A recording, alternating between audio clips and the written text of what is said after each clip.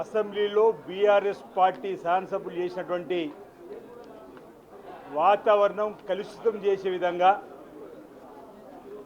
BRS party అంటే బంధువుల రాష్ట్ర సమితి పార్టీగా మారిన పరిస్థితి లోపల కనిపించిన సందర్భం.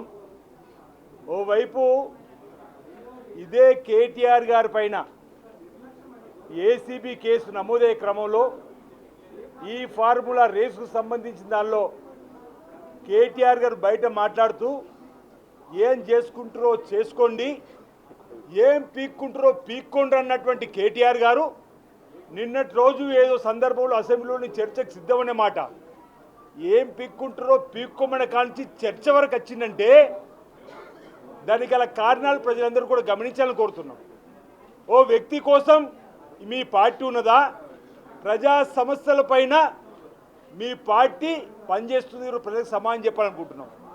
ఓవైపు పాపాల పుట్ట ధరణిని రద్దు చేస్తూ భూభారతి తీసుకొస్తున్నందుకు దుగ్ధన ధరణి పోతుంది, ధరణితో పాటు మా వేల ఎకరాల భూములు పోతున్నాయి చెప్పినటువంటి కోపమా ఈరోజు ప్రజలకు చెప్పాల్సిన అవసరం ఉందన్నమాట ఈ సందర్భంగా చెప్తా ఉన్నాం.